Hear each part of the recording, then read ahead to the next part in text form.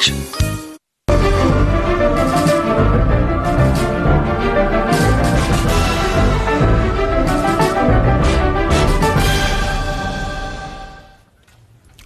नमस्कार, मैं हूं संदीप चौधरी। आज सबसे बड़ा सवाल में मैं बात करूंगा किसानों की, नौजवानों की, नौकरी करने वालों की और उनकी भी जिनकी नौकरी चली गई।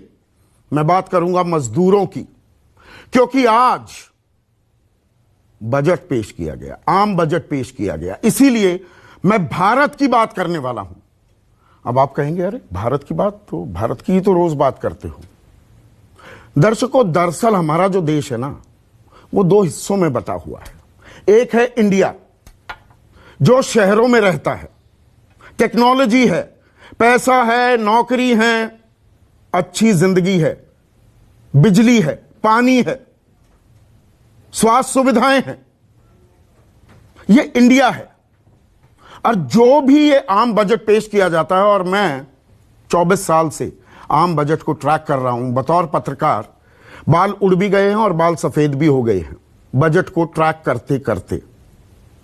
और मैंने ये पाया है अपने तजुर्बे में, पूरी जिम्मेदारी से कह रहा हूं, कि जो देश में बजट पेश किया जाता है ना, ये इंडिया सेंट्रिक एक्सरसाइज होती है। इसमें इंडिया की बात होती है।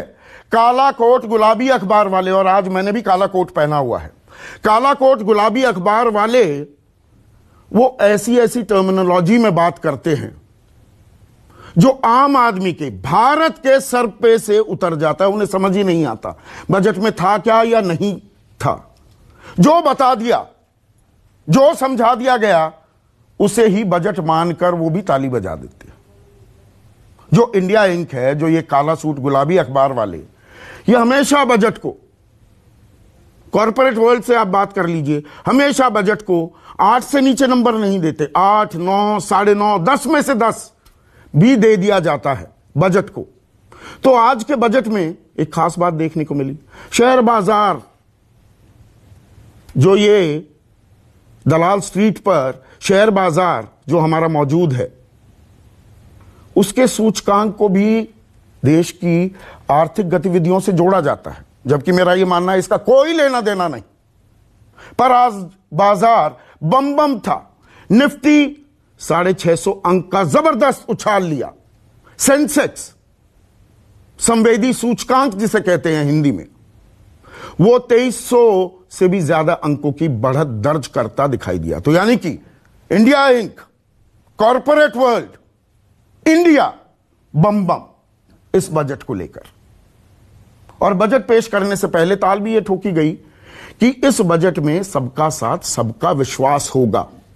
और यहां पर दर्शकों यह बताना भी जरूरी है कि देखिए, बजट ऐसे काल में, ऐसे संकट, संक्रमण, आपदा काल में पेश किया गया है। हम कोरोना काल की मार, उसका दंश झेल रहे हैं। अर्थव्यवस्था 23.9% का भी गोता खा गई। कुल मिलाकर पूरे साल में विकास दर -7.7% रहेगी। अगले साल का आंकड़ा 11.5 है, पर वो दूर की कौड़ी है। पर हम मुश्किल वक्त से गुजर रहे थे। अर्थव्यवस्था पर ब्रेक लग गए थे। सरकारी खजाना भी खाली हुआ। जीएसटी की कलेक्शन पिछले 4 महीने से बढ़ी है। कल ही आंकड़ा आया, आना चाहिए था आज, लेकिन कल वो आंकड़ा आ गया, 1,20,000 करोड़ की कलेक्शन हुई। तो सरकार के पास पैसा नहीं था। वित्तीय घाटा 9-9.5% तक चला गया, 3.5% के बजाय। और अगले साल के लिए वित्तीय घाटे का जो टारगेट है, उसे भी 6.8% रखा गया है। तो यानी कि सरकार ये मान रही है पैसे की कमी है और पैसा हमें लगाना पड़ेगा देश की अर्थव्यवस्था में। इसलिए सरकार कर्ज लेने को भी, डेफिसिट फाइनेंसिंग करने को तैयार दिख रही है। लेकिन ये पैसा कहां लगेगा, ये अहम सवाल हो जाता है। आपकी मेरी जेब में पैसा, फिस्कल स्टिमुलस तो नहीं आ रहा। तो ऐसे में जो ऑनेस्ट टैक्स पेयर है, करदाता, 6 करोड़ लोग रिटर्न भरते हैं, पर दरअसल असल में इनकम टैक्स देने वाले, रिटर्न, जीरो रिटर्न भी होते हैं ना, 1.5 से 2 करोड़ ही हैं। वो सोच रहे थे। बेरोजगारी का आलम आपको पता है, 9% बेरोजगारी है इस वक्त भी। 30% आंकड़ा छू गया था। बहुत से लोगों को नौकरी वापस मिल गई है, लेकिन वो नौकरी कोई 30,000 की थी तो 10,000 पर भी कर रहा है। कहने को वो रोजगार प्राप्त है, लेकिन उसकी तनख्वाह बहुत कम हो गई है। अभी भी बेरोजगारी का आंकड़ा 9% है। तो रोजगार बढ़ाने के लिए इस बजट में क्या किया गया? युवाओं के लिए, देश का जो भविष्य है, 15 से 24 साल के लोगों की, युवाओं की सबसे ज्यादा नौकरी गई है, उसके बाद महिलाओं की। कोई रास्ता दिखा है क्या इस बजट में? मजदूरों का क्या, जिनकी दिहाड़ी चली गई? कंस्ट्रक्शन एक्टिविटी बंद, मैन्युफैक्चरिंग बंद, एमएससी एमएसएमई बहुत जगह बिल्कुल बंद हो गए या 60-70% तो ठप होने के कगार पर है। उनके बारे में क्या कुछ राह दिखी है इस बजट में? सबका साथ है क्या? सबका विश्वास भी हासिल किया है क्या? और सबसे अहम बात, किसानों की 68 दिन से ज्यादा हो गए किसानों को, 69वां दिन है आज आंदोलन का। वो तीनों कानूनों को रद्द करने की मांग पर अड़े हुए हैं, डटे हुए हैं, और न्यूनतम समर्थन मूल्य को कानूनी जामा पहनाया जाए, ये मांग कर रहे हैं। उसमें भी कहा जाता है कि सरकार पर बोझ पड़ेगा, लेकिन सरकार कितना बोझ लेने को तैयार है? सरकार ने आज पेट्रोल पर 2.5 रुपए और डीजल पर 4 रुपए का कृषि सेस लगाया है। कीमतें नहीं घटी हैं, रैशनलाइज किए हैं एक्साइज ड्यूटी को, स्ट्रक्चर को, लेकिन वही पैसा आपको देना पड़ेगा। तो जो किसान अपने ट्रैक्टर में डीजल भरवा रहा है, 4 रुपए उसी के लिए, वो अपने लिए ही खर्च भी कर रहा है, तो वो पैसा उसी को दे दिया जाएगा। ये किसानों के भले का है या ये गोल गोल घुमाकर बात की जा रही है? किसान सम्मान निधि में 75,000 करोड़ की मद थी, उसे घटाकर 65,000 करोड़ भी कर दिया गया है। लेकिन कृषि के आधारभूत ढांचे में पैसा लगाने को सरकार तैयार है, पर यह कई सालों में चरणबद्ध तरीके से यह पैसा लगता है। तो अगले साल तो किसानों की आय दोगुनी होने का वादा था 2022 तक। क्या वो वादा इस बजट के जरिए पूरा हो जाएगा? तो हम आज भारत के बजट की बात करने वाले हैं, सीधे सरोकार जो आपसे जुड़े हुए हैं, और ऐसी भाषा में नहीं जो आपके पल्ले नहीं पड़ती। आसान, सीधी सादी, सरल भाषा में हम बात करेंगे।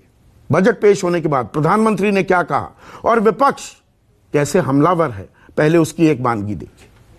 देश में एग्रीकल्चर सेक्टर को मजबूती देने के लिए, किसानों की आय बढ़ाने के लिए इस बजट में बहुत जोर दिया गया है, कई प्रावधान किए गए हैं।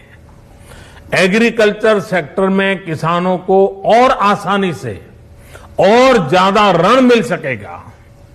देश की मंडियों को यानी एपीएमसी को और मजबूत करने के लिए, सशक्त करने के लिए एग्रीकल्चर इंफ्रास्ट्रक्चर फंड से मदद का प्रावधान किया गया है। ये सब निर्णय ये दिखाते हैं कि इस बजट के दिल में गांव है, हमारे किसान है। इस बजट का नाम है धोखेबाज बजट। ये बजट का सार है धोखा, ये धोखे पर आधारित है। और जैसा उन्होंने विनिवेश के बारे में चर्चा करते हुए कहा, इसके बारे में केवल 2 लाइन में कहा जा सकता है कि बेच खाएंगे सब कुछ और छोड़ेंगे नहीं अब कुछ। ये है इस बजट का सार। तो ऐसे में आज का सबसे बड़ा सवाल, बजट में सबका साथ, सबका विश्वास और बाजार बम बम, मिडिल क्लास किसान ठन ठन।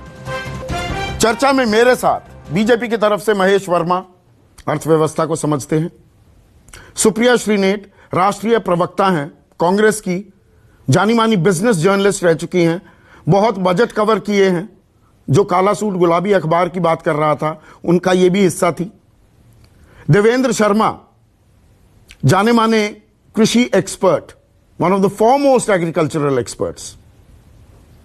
Siddharth Zarabi, one of the foremost business journalist in this country, वो मेरे साथ जुड़ गए हैं। एक और सिद्धार्थ सिंह, और परिचय के लिए शब्दों की कमी महसूस कर रहा हूं, क्योंकि 3 बल्कि देवेंद्र शर्मा भी पत्रकार रहे। शरद कोहली, देश के जाने माने सीए, मेरे साथ हैं। और मैं आप सब लोगों से एक वर्ड में जवाब से शुरुआत करना चाहूंगा। मैंने अपने ओपनिंग संबोधन में कहा कि देखिए ये इंडिया सेंट्रिक होते हैं बहुत सारे बजट, काला सूट गुलाबी अखबार वाले बैठकर और वो नंबर देते हैं। इंडिया इंक हमेशा 8 से नीचे कोई नंबर नहीं देता। तो महेश वर्मा, अभी इफ्स एंड बट्स के साथ नहीं, सीधा मैं पूछ रहा हूं 10 में से कितने नंबर बजट को?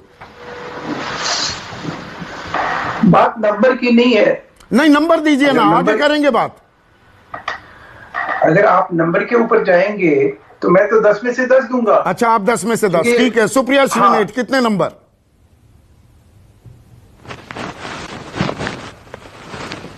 1। देवेंद्र शर्मा 2। सिद्धार्थ जराबी? मैं नंबर नहीं दूंगा। नहीं नहीं ना ना ना ना, आप सबसे नंबर लेते रहते हैं, आज नंबर देने की बारी आई है। हाँ, इन्विजिलेटर साहब आज नंबर दीजिए।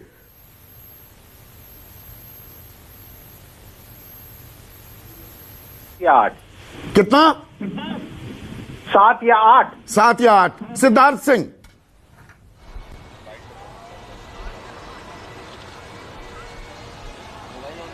संदीप, मैं तो 6 से 7 नंबर दूंगा।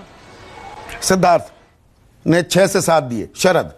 मैं सिद्धार्थ जराबी के साथ जाऊंगा क्योंकि एक कठिन परिस्थिति का था, इसलिए मैं 7 और 8 के बीच में देता हूं। 7 और 8 के बीच में देंगे।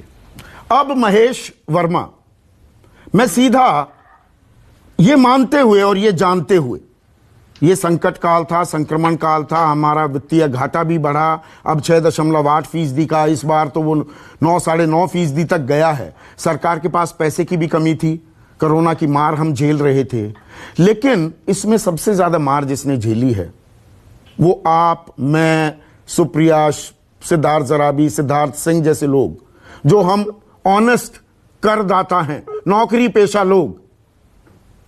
नौकरी भी गई है, नौकरी नहीं गई तो तनख्वाहें कटी हैं। तो एक उम्मीद थी कि कुछ टैक्स स्लैब में कुछ रियायत मिलेगी, वो रियायत नहीं मिली है। तो ये मान ले कि भाई संकट काल है, देश हित में ना रियायत मिले तो ठीक है।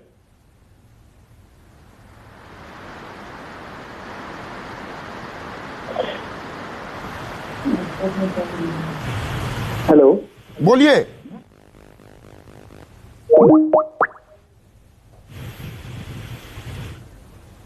फोन लाइन कट गई है। शरद, आपसे यह सवाल, क्योंकि आप सीए हैं, आम आदमी को, एक ऑनेस्ट टैक्स पेयर को रियायत की जरूरत थी? गलत तो नहीं कह रहा हूं, ये कह रहा हूं। जी हाँ, इस समय मुझे याद है आप ही के शो पे हमने ये बात करी थी कि जब डायरेक्ट ट्रांसफर नहीं हुआ था लोगों के अकाउंट्स में, जिस समय अमेरिका जैसे देश $2,000 डाल रहे थे, तो ये उम्मीद थी कि टैक्स के जरिए, या tax money earned is money save, जो पैसा आपका, जो पैसा आपने खर्च नहीं कर रहे हैं, समझ लीजिए बच गया। तो उम्मीद पूरी थी कि इस समय उनके जेब में डाला जाएगा। पर मुझे लग रहा है सरकार ने ध्यान दिया है फैसिलिटेशन पर और सिंप्लीफिकेशन पर, सरलीकरण और सुविधा टैक्स पेयर को पहुंचाने के लिए। पर इस बात से इनकार मैं नहीं कर सकता कि इस समय टैक्स रिलीफ की जरूरत थी। जितनी जरूरत नए टैक्स लगाने की थी संदीप, उतनी ही जरूरत टैक्स पेयर की दृष्टि से टैक्स बचाने की थी और टैक्स आउटफ्लो को कम करने की थी। मैं इस बात से इनकार नहीं कर सकता। वित्त मंत्री ने जो पेंशन लेते हैं हमारे सीनियर सिटीजन्स, 75 साल से ऊपर वालों की मैं बात कर रहा हूं, उनको अब रिटर्न फाइल नहीं करने होंगे। यह काम औरों के लिए भी हो सकता था। नौकरियां गई हैं, तनख्वाहें कटी हैं, यह हकीकत, यह तो सरकार भी जानती है। देखिए संदीप, मुझे लगता है जो 75 साल से ऊपर वालों को एक तरह से सीनियर सिटीजन को प्रणाम के रूप में यह दिया गया है। बाकियों के लिए अभी इसलिए नहीं हो सकता कि हमारी जो टेक्नोलॉजी की प्रणाली है, उन लोगों की इनकम संदीप खाली इंटरेस्ट पेंशन से ज्यादा देखी जाती है। हालांकि बाकी इनकम कमाने वाले भी हैं, पर जो बाकी के टैक्स पेयर्स हैं, उसमें अभी जो सारा टेक्नोलॉजी चल रही है वो इतनी सक्षम नहीं है कि उनकी सारी की सारी इनकम हाउस प्रॉपर्टी से, सैलरी से, बिजनेस से, उस सबको घेर घार के वो पूरे के पूरे सिस्टम में ले आए और आपको रिटर्न ना। तो मुझे लग रहा है अभी उसके लिए जो प्रणाली है वो तैयार नहीं है, अगर मैं आपका सीधा जवाब दूं तो।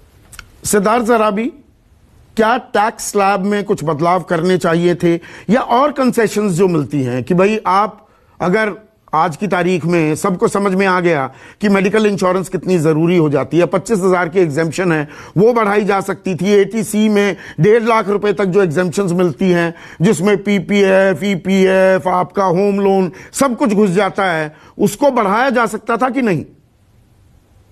संदीप, बहुत कुछ बढ़ाया जा सकता था, बहुत कुछ घटाया जा सकता था, बट आपको ये मानना पड़ेगा कि ये एक बैलेंसिंग एक्ट है।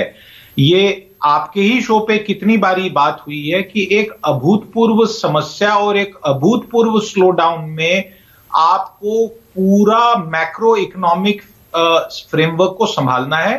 जरूर दिया जाना चाहिए था, पर अभी परिस्थिति और सरकार के पास साधन नहीं थे ये देने के लिए, और इस बात को, इस हकीकत को हमें मानना पड़ेगा। सुप्रिया, सूरत हाल ऐसी है, सरकार के विकल्प भी बहुत सीमित थे, तो ऐसे में टैक्स स्लैब में कुछ नहीं किया, कुछ किया भी तो नहीं, मतलब लिया नहीं, अगर कुछ दिया नहीं तो क्या उसी से तसल्ली करे मिडिल क्लास?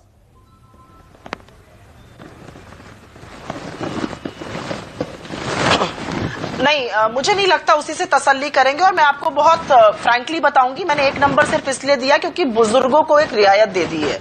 मेरा इस बजट से दूसरी दिक्कत है, और वो दिक्कत मैं इसलिए बोलूंगी क्योंकि उसके बारे में आज लोग बात नहीं कर रहे हैं।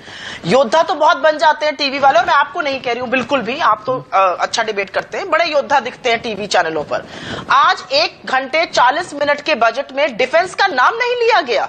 चीन आपकी सरहद में बैठा है, हमें बजट एट अ ग्लांस से पता चलेगा कि डिफेंस में आपने सिर्फ 6000 करोड़ रुपए बढ़ाए हैं।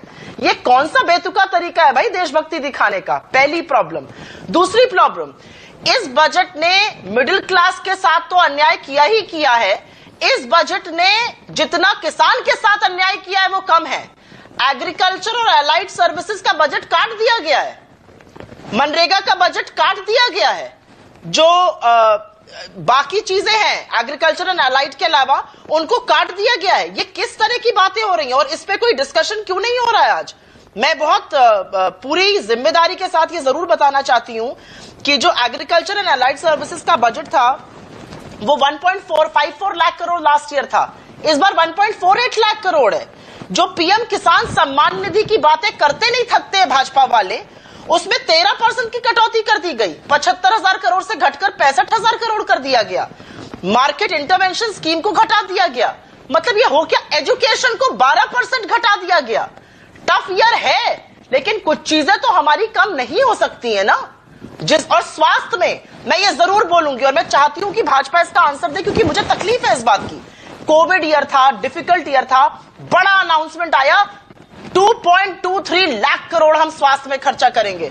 पढ़िए बजट एट अ ग्लांस, पढ़िए एनेक्सर, क्या लिखा हुआ है उसमें? जो real investment ministry of health को दिया जा रहा है वो सिर्फ 74,000 करोड़ है। बाकी पैसा 2 फाइनेंस कमीशन ग्रांट से और ड्रिंकिंग वाटर और सैनिटेशन का पैसा इसके अंदर लगाकर उसको 2.23 लाख करोड़ कहा जा रहा है। अगर हम अब खर्चा नहीं करेंगे स्वास्थ्य पर तो कब खर्चा करेंगे? पहले मैं किसानों पर आऊंगा क्योंकि रोजगार की बात अभी पूरी मुकम्मल नहीं हुई है, लेकिन आपने किसानों का सवाल छेड़ दिया है। महेश वर्मा, किसानों को इस बजट से बहुत उम्मीदें थी। 69वां दिन है किसान आंदोलन का भी।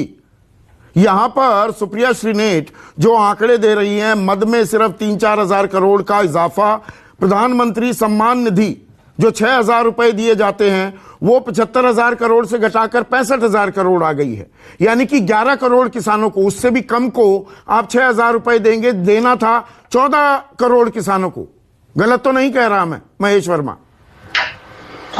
देखिए संदीप जी, जो आपकी चिंता है और 25 साल का जो आपका अनुभव है वो कहीं ना कहीं आपकी बातों में झलक भी रहा है, लेकिन आपके सवालों का जवाब मैं दूं उससे पहले जो है कांग्रेस प्रवक्ता ये चिदम्बरम भोगी जो ये कांग्रेस पार्टी है, इसकी मई और अप्रैल की एक बयान निकालिए और पूछिए इनसे आज कि इतनी विषम परिस्थिति में जब ये लोग आकलन कर रहे थे कि ये देश की 70% आबादी कंगाल हो जाएगी और जिस तरह से आलाप बिलाप और प्रलाप कर रहे थे, और आज जो हमारे पत्रकार मित्र हैं या अर्थशास्त्री हैं, आज उनके ऊपर भी इन्होंने सवाल खड़ा किया। इन्होंने तो 6, 7, 8, 9, 10, मैंने 10 दिया, लेकिन इन्होंने तो 1 दिया। पता नहीं इनका पैरामीटर कितने बड़ी अर्थशास्त्री है मुझे मालूम नहीं है, लेकिन जो कुछ भी है इनके पार्टी के जो बहुआ हैं जिस तरह की वो चीजें रखते हैं कि आलू डालेंगे सोना निकालेंगे, वो चीज ये सरकार नहीं करती है। इस 200 साल की मैं बात कर रहा हूं, मैं आजादी के पहले आजादी के बाद की बात कर रहा हूं कि इस तरह से 1 साल तक कभी लॉकडाउन किसी भी 4 युद्ध में नहीं देखा गया, इस तरह का ब्लैकआउट नहीं देखा गया, इस तरह से अर्थव्यवस्था जो इतनी बुरी तरह से प्रभावित हुई, ऐसा कभी नहीं देखने को मिला इस देश को, कभी फेस नहीं किया। प्लेग को याद करिए, जब कांग्रेस सरकार थी 20,000 करोड़ की अदद जो है सहायता नहीं दे पाई। ये वो देश है। अब मुद्दे पर आ जाएं। की डेट में इतिहास का पाठ पूरा हो गया हो महेश वर्मा, महाशक्ति के रूप में उभरी है। इतिहास का पाठ पूरा हो गया हो तो मुद्दे पर आ जाए। ऐतिहासिक रूप से सबसे ज्यादा विदेश निवेश हुआ है, ऐतिहासिक रूप से सबसे ज्यादा। अगर कहीं कोई चीज हमें अभी वर्तमान में आ जाए, इसी सेक्टर में हो गया, हिस्ट्री ऑनर्स हो गया सबका, हिस्ट्री ऑनर्स हो गया। महेश वर्मा, मुद्दे पर आइए। किसानों को क्या मिला इस बजट में? 69 दिन से वो आंदोलित हैं। किसानों को क्या मिला? सीधा सवाल है, क्या आय दोगुनी हो जाएगी 2022 तक? साहब, किसानों से पूछिए ना, उनके दिल पे हाथ रख के पूछिए ना कि ये वही है जो आज तक 75,000 करोड़ की खरीदारी एमएसपी से कर चुकी है सरकार। अभी तक इस आजाद हिंदुस्तान में कभी इस तरह के इतने स्तर पे कभी कोई खरीदारी हुई? तो आप एक डाटा हमें दे दीजिए, मैं आपके दर्शकों से माफी मांग लूंगा। कितना परसेंट होती है खरीदारी एमएसपी पर? कितने परसेंट खरीदारी होती है महेश वर्मा? कितने परसेंट खरीदारी होती है? पूरा देश साथ कितने परसेंट खरीदारी होती है? कितने परसेंट खरीदारी होती है? क्या कितने परसेंट खरीदारी होती है एमएसपी पर?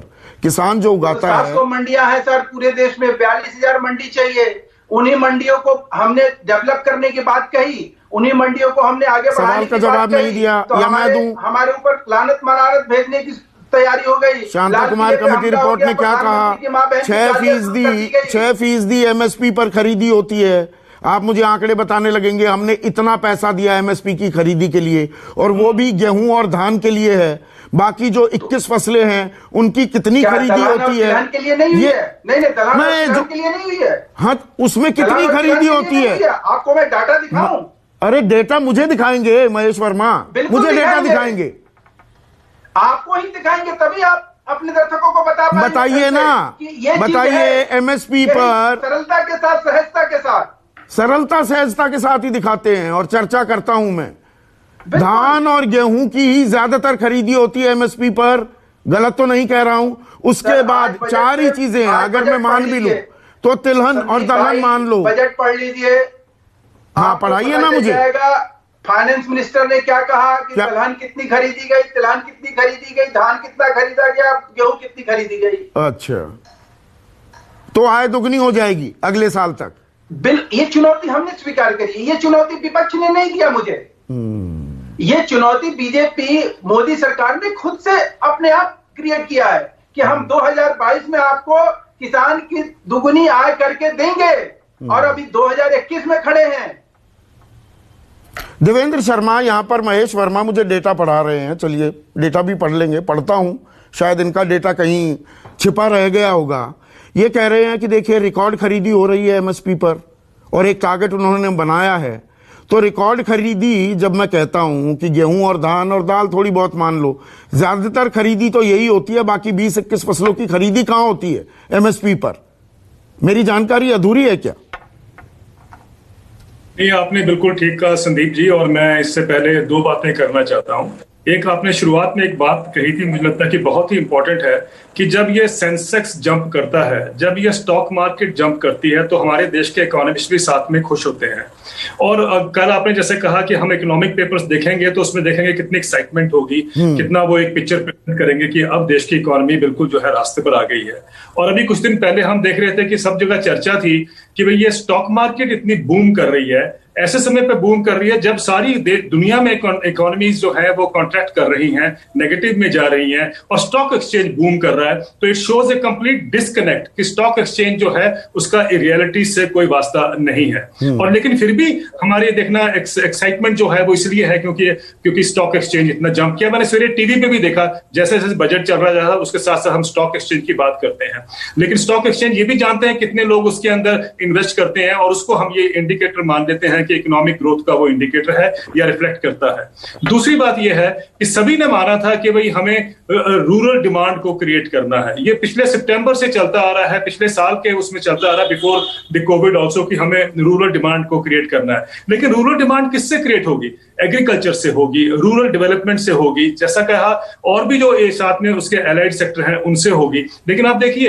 एग्रीकल्चर का बजट जैसा कि बताया गया है वो कट हो गया है, रूरल डेवलपमेंट का बजट वो भी कट हो गया है, मनरेगा का बजट वो भी कट हो गया है। और ये कहना कि भाई हमारे देश में एमएसपी बहुत ज्यादा मिलता है, ये तो हम जानते हैं कि 6% किसानों को देश में एमएसपी मिलता है, लेकिन ये कमिट कहां हुआ है जो किसान मांग रहे हैं कि भाई हमें सारी फसलों पे सिर्फ 6% किसानों को क्यों नहीं 100% किसानों को एमएसपी मिलता है? उनकी डिमांड तो ये है, हम उस पर चर्चा नहीं करते हैं। और उसी करके हम ये कहते हैं कि जो सबका साथ सबका विकास जो कहा जाता है, जो विजन है हमारे प्रधानमंत्री का, मेरा मानना है कि वो तभी अचीव हो सकता है जब हम किसानों के हाथ में साथ देवेंद्र शर्मा एक कृषि सेस लगाया जाता है, और अच्छा किया है सरकार सोच रही है कि कृषि का आधारभूत ढांचा उसमें निवेश किया जाए। पर मुझे ये इकोनॉमिक्स समझ नहीं आ रही कि जितना डीजल का रेट है वो वैसा ही रहेगा, अब उसमें थोड़ा सा टिंकरिंग कर दी और सेस वो केंद्र के खाते में जाएगा। 4 रुपए वो डीजल पर जो सेस है वो केंद्र के खाते में, 2.5 रुपए पेट्रोल पर। अब एक किसान जो डीजल खरीदता है वो तो उतने पर ही खरीदेगा। अब उसे बताया जाएगा आपके लिए ये पैसा उसी का फिर उसी की भलाई में लगाया जाएगा। ये कौन सी इकोनॉमिक्स है? इसमें मुझे एक और चीज पूछनी है या सोचनी है हम सबको, वो ये है संदीप जी कि जब हम एग्रीकल्चर के इंफ्रास्ट्रक्चर इन्वेस्टमेंट करना चाहते हैं तो हम बताते हैं कि हमने यहां से काटा, हमने यहां से लिया, एज इफ बहुत हमने मेहरबानी की है किसी सेक्टर से उससे निकाल कर। लेकिन जब हम रेल और रोड इंफ्रास्ट्रक्चर या पोर्ट्स के बारे में बात करते हैं तब तो हम कहीं सेस नहीं लगाते, तब तो हम ये बोलते हैं कि साहब इतना अगला टारगेट होगा, इतना पीछे हमने अचीव किया है। मुझे नहीं लगता कि हम उसी कैटेगरी में एग्रीकल्चर इंफ्रास्ट्रक्चर को क्यों नहीं लेके आते। मैं इस बात का पूरा एग्रीमेंट है मेरा, इस बात में मानता हूं कि ठीक है कि आपने कहीं से पैसा रेज किया कि आप चाहते हैं कि वे एग्रीकल्चर इंफ्रास्ट्रक्चर में पैसा लगे, लेकिन ये भी देखना हमें कि जो पहले मंडियां थी हमारे पास, आपको याद होगा जो वित्त मंत्री अरुण जेटली ने कहा था कि 22,000 जो विलेज हार्ट, ग्रामीण हार्ट है, उनकी डेवलपमेंट के लिए उन्होंने कुछ पैसा एलोकेट किया था और ये कहा था कि वो ई नैम से जोड़ देंगे। अभी हमने बहुत सी आरटीआई देखी है जहां पता चला कि वहां तो अभी तक कुछ हुआ ही नहीं है ज्यादा, और अभी हम कह रहे हैं कि और इंफ्रास्ट्रक्चर बनाएंगे। जैसा कि अभी हमारे मित्र ने कहा कि 42,000 मंडियों की जरूरत है। आप मुझे बताइए कि 70 सालों में क्या हम 42,000 मंडियों पे इन्वेस्टमेंट नहीं कर पाए आज तक? ये क्या कारण है कि हमारी प्रायोरिटी में क्यों नहीं है? विलेज हार्ट्स को हम नहीं डेवलप करते, मंडियों को हम नहीं डेवलप करते। क्या हम ये सोच के बैठे हैं कि प्राइवेट सेक्टर ही आएगा तभी वो डेवलप करेगा? कहने का महेश वर्मा को रिस्पॉन्ड करने दीजिए, 1 मिनट। महेश वर्मा रिस्पॉन्ड कीजिए। नहीं, मैं ये कह रहा हूं कि मैं एक चीज मैं आ रहा हूं सुप्रिया, बीच में अभी आ रहा हूं, अभी आ रहा हूं। सवाल लीजिएगा। ये 70 साल में ये आखिर में क्यों नहीं कर पाए? क्या कारण था? अरे भाई 70 साल में वाजपेयी सरकार भी आई 6 साल के लिए, 7 साल से आप भी हैं। 70 साल का ये रटा रटाया रागना अलाप, ये 70 साल में बहुत कुछ हुआ है। क्यों हम अगर अलापे बगैर आपके इस एलिगेशन के आरोप का जवाब कैसे मिलेगा? अरे भाई 70 साल नहीं है ना तो गणित पूरा बता दिए, 55 साल बोलिए ना, एक्यूरेट फिगर बोलिए। चलिए मैं कह रहा हूं, मैं 55 साल की बात कर रहा हूं। तो पिछले 7 साल में क्या किया महेश वर्मा? हम जो कर रहे हो, हमने 21 लाख करोड़ रुपया हमने इन्वेस्ट किया इस सेक्टर में जो एग्रो रूरल एरिया है। अगर देवेंद्र जी कहते हैं कि मैं गलत बोल रहा हूं तो मैं एक किसान की तैयार हूं। एक किसान की सालाना आय कितनी है महेश वर्मा? आपके पास तो बहुत सारे रिसर्च पेपर्स हैं महेश वर्मा, आपके पास तो बहुत सारी रिसर्च है। मुझे बताइए एक किसान की इस देश में आमदनी कितनी है, मंथली इनकम कितनी है? इस देश में किसान की आमदनी जो है उसको 1.5 गुना आज उसकी कीमत। अभी आमदनी कितनी है? आपके पास फिगर्स बहुत होती है ना, 50%। आपके पास फिगर्स बहुत। अब मैं बताऊं आपको, नहीं बताना आपको, या बताना नहीं चाह रहे, या बताना नहीं चाह रहे। 8,670 रुपए, 8,670 रुपए। आप 8,670 रुपए जो है ना, आप उसको आप जनरलाइज कर रहे हैं। मैं हकीकत जो आपने शुरू में बात कही ना कि आप उन वर्ड को नहीं जानते, V आकार को नहीं जानते, W आकार को नहीं जानते, इस आकार को नहीं जानते हैं, तो आप प्रैक्टिकल बात करिए कि जो किसान एक नहीं, मैं जानता हूं, मेरे दर्शक नहीं जानते। 75,000 कमा रहा है। महेश वर्मा, मैं सारी फिगर्स सारे टर्म्स जानता हूं, मेरे दर्शक नहीं जानते तो मैं यहां ज्ञान बगाड़ने नहीं आया हूं, बात समझाने आया हूं।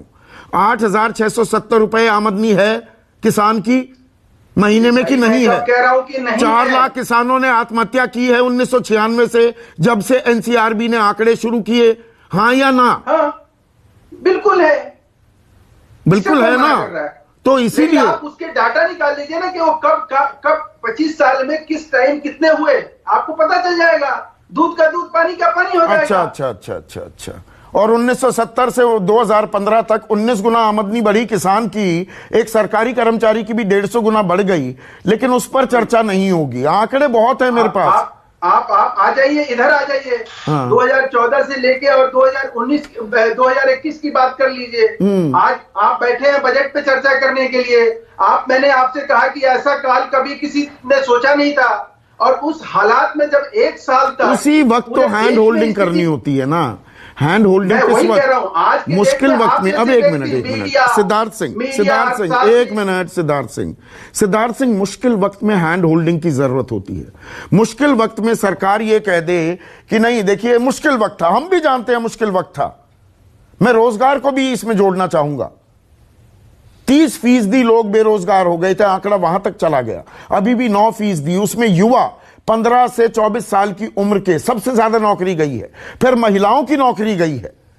आपको इस बजट में, ठीक है सरकार इन्वेस्टमेंट की बात कर रही है, निवेश की, बहुत अच्छी बात है, लेकिन उससे रोजगार सृजित होते दिख रहे हैं? वो पॉलिसी डायरेक्शन दिखी इस बजट में?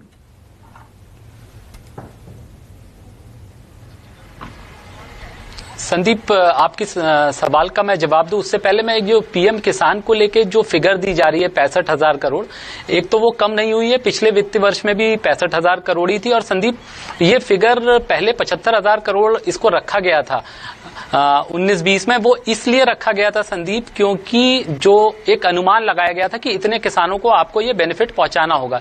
लेकिन अब जैसे जैसे ये स्कीम इंप्लीमेंट हुई है तो क्या हुआ है, कुछ जो डबलिंग थी, कहीं पे जो लोग जिनको नहीं मिलना चाहिए था ये इस स्कीम का फायदा, उन लोगों को वीड आउट कर दिया गया है। इसलिए ये अमाउंट अब एक स्टेबल, कहीं 65,000 करोड़ के आसपास स्टेबल हो गया है।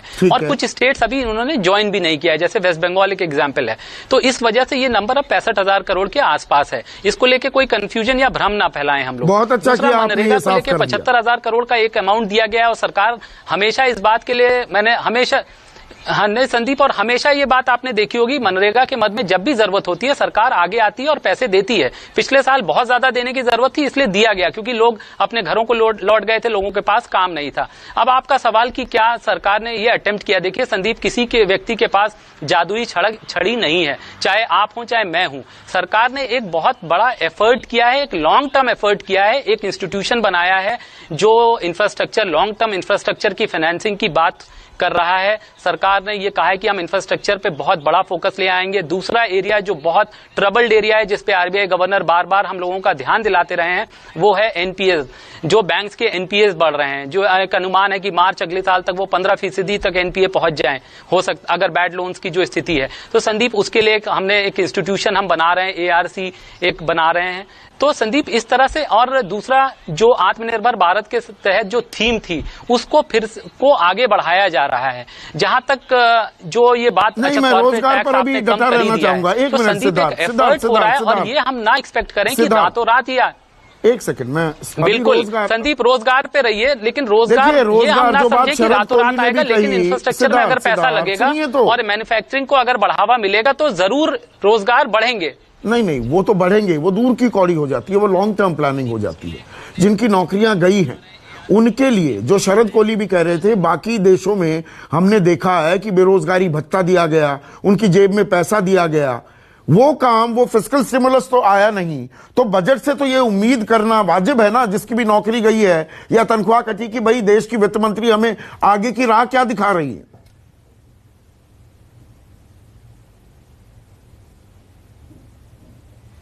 नहीं संदीप, एक बात हमको ऑनेस्टली मानना चाहिए कि इस समय सरकार की जो वित्तीय स्थिति है वो ऐसी नहीं है कि जो वो डायरेक्ट बेनिफिट ट्रांसफर टाइप का कोई आपको डायरेक्ट कैश हमारे या आपके अकाउंट में या ऐसे लोगों के अकाउंट में वो पैसा सीधे उन तक पहुंचाए, ऐसा नहीं होने वाला है। ऐसी सरकार की इस समय वित्तीय स्थिति नहीं है। और आपने देखा होगा कुछ चीजें सरकार ने ऑनेस्टली की है। फूड सब्सिडी, उसको आपने बजट में शामिल कर दिया, जिसको लेके एक बहुत बड़ा क्रिटिसिज्म होता था। ये फूड सब्सिडी किसके काम आती है? आखिर एफसीआई किसका सामान खरीदती है? किसानों से ही गेहूं चावल खरीदती है ना। तो कम से कम उनको टाइम से उनके पैसे, उनके पेमेंट होंगे। फर्टिलाइजर संदीप, अगर पिछले साल तक आप देखें तो तकरीबन 80 हजार करोड़ का बैकलॉग होता था। इस सरकार ने इस बार इसको ऑनेस्टली टैकल किया है। उन्होंने ये कहा है कि हम अप फ्रंट जो भी बकाया है सब क्लियर कर रहे हैं इस साल, इसीलिए वित्तीय घाटा आपको दिख रहा है 9.5%। तो संदीप, कहीं ना कहीं बैलेंस करना होगा। और ये सब इनिशिएटिव्स लॉन्ग टर्म है, ये ग्राउंड पे आगे आपको 2-3 साल पे जो है रिजल्ट देंगे। तो ऐसा नहीं है कि संदीप अगर लोगों की जेब में सीधे पैसा नहीं गया, अगर मैं आपको 2 महीने 3 महीने पैसे दे भी दूं संदीप, बात फिर वहीं लौट के आ जाएगी। तो हमें कुछ ना कुछ लॉन्ग टर्म मीडियम टर्म करना होगा। और तो लॉन्ग टर्म करना होगा। 1 मिनट, सुप्रिया श्रीनेत स्क्रीन पर लाइए। सुप्रिया, रिस्पॉन्ड कीजिए। सरकार परेशानी में है, मुश्किल ये वक्त है, ईमानदारी से कोशिश कर रही है, 2-3 साल की टाइमलाइन का जिक्र कर रहे हैं यहां सिद्धार्थ, कैसे रिस्पॉन्ड करेंगी?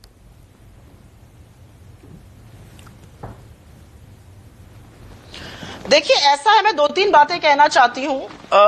मुझे सब लोग किसी चीज के लिए अक्यूज कर सकते हैं, लेकिन 20 बजट मैंने भी कवर किए, तो नंबर्स पे मुझे कोई क्वेश्चन नहीं कर सकता है। और इसलिए नहीं कर सकता है क्योंकि भाजपा बिना नंबर पढ़े बात करती है। मैं किसान सम्मान योजना की इसलिए बात कर रही थी क्योंकि 75,000 करोड़ बजटेड एस्टिमेट था, रिवाइज्ड एस्टिमेट 65,000 करोड़ था।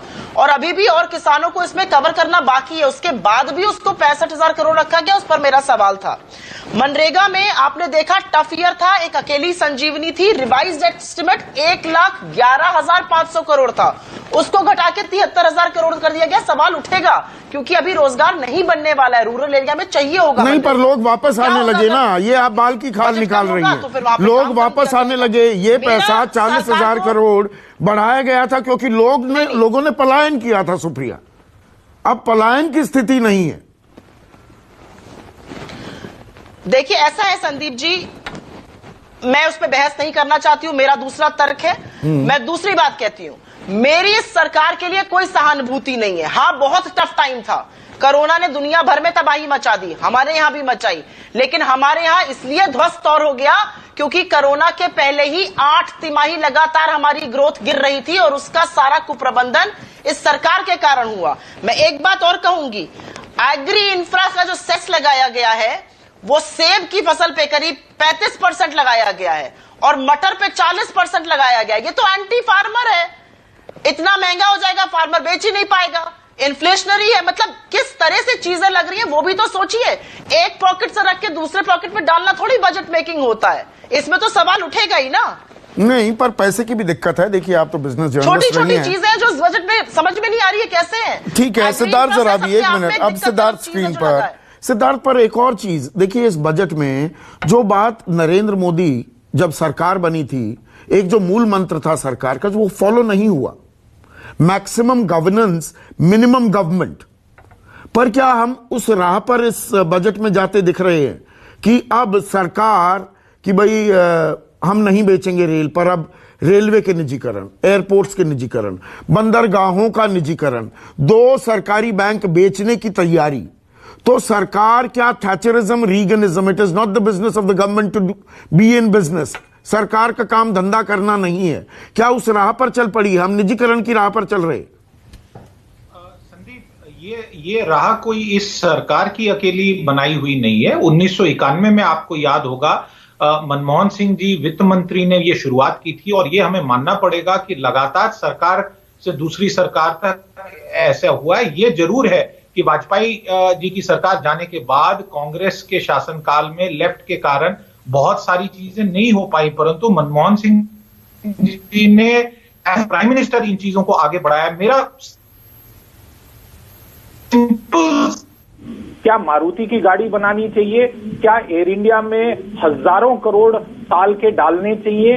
क्या ये भारत सरकार का काम है कि आज जो हमारी नई नीड्स हैं, हेल्थ केयर को लेके, एजुकेशन को लेके, उसमें पैसा डाला जाए। एयर इंडिया के प्लेन में दिया जाए कि हर बच्चे को देश में लैपटॉप दिया जाए। संदीप, इस पे मेरा मत बड़ा साफ है कि सरकार को इन सब क्षेत्रों में रहने की कोई आवश्यकता नहीं है। पर इनकी स्टेटेड पोजीशन थी बीजेपी की कि भाई देश को नहीं बिकने देंगे, मतलब हम ये कंपनियां, रेलवे का निजीकरण नहीं होगा या एयरपोर्ट्स का निजीकरण होता है, निजीकरण होता है, एक बिजनेस समूह को सबसे ज्यादा लाइसेंसेस मिल जाते हैं और पैसा तो हमारा और आपका है ना। हमारे पैसों से ये एयरपोर्ट्स, ये बंदरगाह और ये रेलवे बनी थी और इनको अब प्राइवेट कंपनियों को बेच दिया जाए।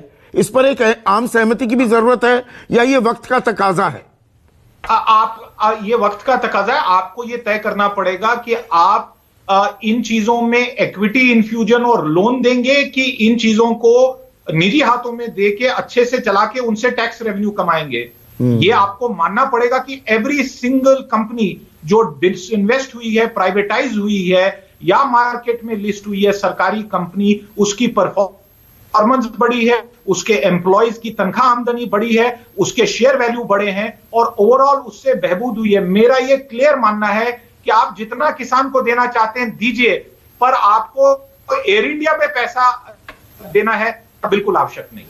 शरद, आप रिस्पॉन्ड करना चाह रहे हैं? मैं प्राइवेटाइजेशन, संदीप आपको याद होगा, आप तो बहुत अपना साल देख चुके हैं। टेलीफोन का कनेक्शन जब लेना होता था, मैं एक छोटा सा उदाहरण ले रहा हूं, आपको 6-6 महीने MTNL या BSNL की क्यू में लगना पड़ता था और जब टेलीफोन खराब हो जाता था, आपको याद होगा, बड़े फोन करने पड़ते थे, कंप्लेंट नंबर मिलता था वगैरह वगैरह। जब से प्राइवेटाइज हुआ, आज आपके सामने चॉइस आ गई। बिजली का लीजिए, मैं शहरों की बात कर रहा हूं। अभी चलिए, आपने भारत की बात करी, मैं उसको भारत को, बिजली का क्या होता था, आप मोमबत्ती जला जला के घर में करते थे। जब से प्राइवेटाइज हुआ, आज के अनाउंसमेंट में आपको सर्विस प्रोवाइडर को चूज करने की 1 से ज्यादा की मोहलत मिलेगी। ये तो हम मानेंगे कि जहां जहां प्राइवेटाइजेशन हुआ वहां एफिशिएंसी आई, परंतु मैं ये मानता हूं जो लोग वहां सालों से काम कर रहे हैं इन कंपनियों में, जिन्होंने अपनी सारी उम्र दी है, उनकी नौकरी जरूर ध्यान रखे जाने चाहिए। उनका जो वॉलंटरी रिटायरमेंट प्लान होता है, VRS, जो भी ये प्राइवेट इन्वेस्टर आता है, अगर वो उसको रिटायर कर रहा है तो मुझे लगता है कि उसको पूरी उसका ख्याल रखना चाहिए। पर आई अग्री विद यू कि government has no business to be in business. मैं भी इसी थ्योरी से आता हूं। पर इसी को अब मैं MSME से भी जोड़ देता हूं, क्योंकि वहां पर सबसे ज्यादा रोजगार मिलता है। 13 से 14 करोड़ लोगों को स्थायी या अस्थायी तौर पर वहां पर नौकरी मिलती है। अब MSME, अब 99% धंधा कारोबार MSME आ गया है। पर MSME पर वित्त मंत्री निर्मला सीतारमण एक लाइन की बात हुई है कि 15,700 करोड़ रुपए दे दिए जाएंगे MSME सेक्टर को। मुझे 15,700 करोड़ से मैं पूरी बात कर लूं, और MSME में भी जो छोटे छोटे प्लेयर्स हैं, आज की तारीख में जो बॉटम लाइन इंक्रीज हो रही है बड़ी बड़ी कंपनियों की, उन्होंने पूरा कब्जा कर लिया अब इस MSME सेक्टर पर। गलत तो मैं नहीं कह रहा हूं। ठीक कह रहे हैं आप। पर इसमें संदीप ये है कि अभी जो ये जो बजट था, मैं इसको, वो जो आत्मनिर्भर अभियान के 5 अनाउंसमेंट्स हुए थे प्रेस कॉन्फ्रेंस में, कई दफे मैं भी आपके साथ था, मुझे लग रहा है उसी श्रृंखला में था वो जो 3 लाख करोड़ का MSME के लिए लोन अनाउंसमेंट किया गया था।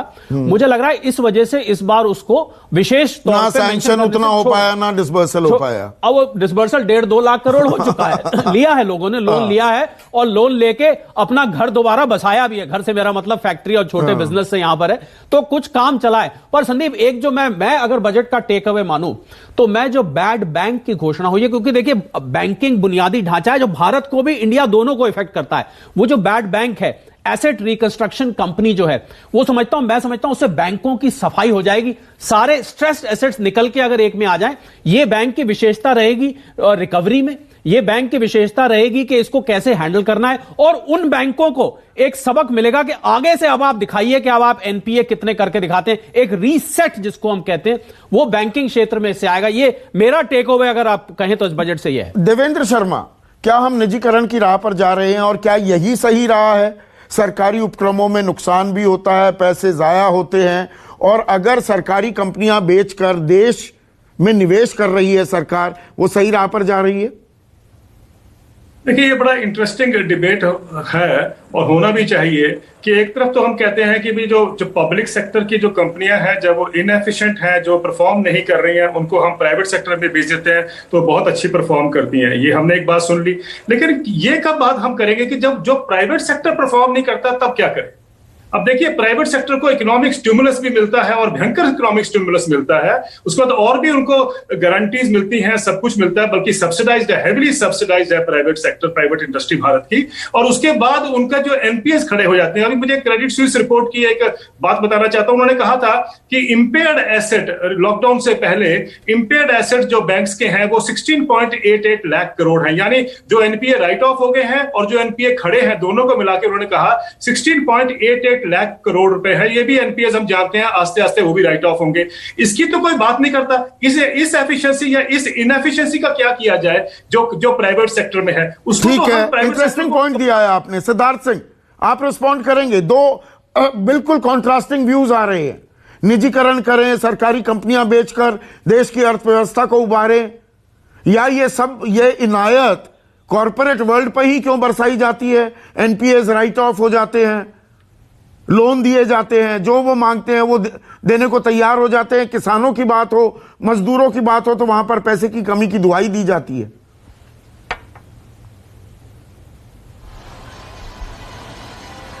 नहीं संदीप, ऐसा कुछ भी नहीं है। देखिए, अगर मेरा ये मानना था कि इस बजट की जो सबसे बड़ी थीम होगी वो प्राइवेटाइजेशन ही होगी, और मैं इसको एकदम एक सही डायरेक्शन में कदम इसलिए मानता हूं कि संदीप, अगर आप बोल रहे हैं आज किसान के लिए जो है पैसा नहीं है, कृषि क्षेत्र के लिए पैसा नहीं है, मूलभूत ढांचे के लिए पैसा नहीं है, तो वो पैसा कहां जा रहा है? वो पैसा संदीप इन सरकारी कंपनियों में जा रहा है। आज एयर इंडिया को आप चलाना चाहते हैं, कितना 10,000 करोड़। मैं अभी किसी वित्त मंत्री के अधिकारी के साथ बैठा था, वो ये कह रहे थे हर साल 10,000 करोड़ रुपए हम इसमें डाल रहे हैं, लेकिन निकल क्या रहा है? कुछ भी नहीं। एयर इंडिया के घाटे तकरीबन 55,000 करोड़ के हैं। तो संदीप, और अच्छा, आज आप जो ये भारत पेट्रोलियम है, इन कंपनियों को आप रखेंगे, 10 साल बाद पेट्रोलियम पदार्थ ही खत्म हो जाएगा, क्रूड ऑयल खत्म हो जाएगा, तो आप इन कंपनियों का क्या करेंगे? ये अपने आप व्हाइट एलिफेंट बन जाएंगे। 30 seconds to you and then Mahesh Verma.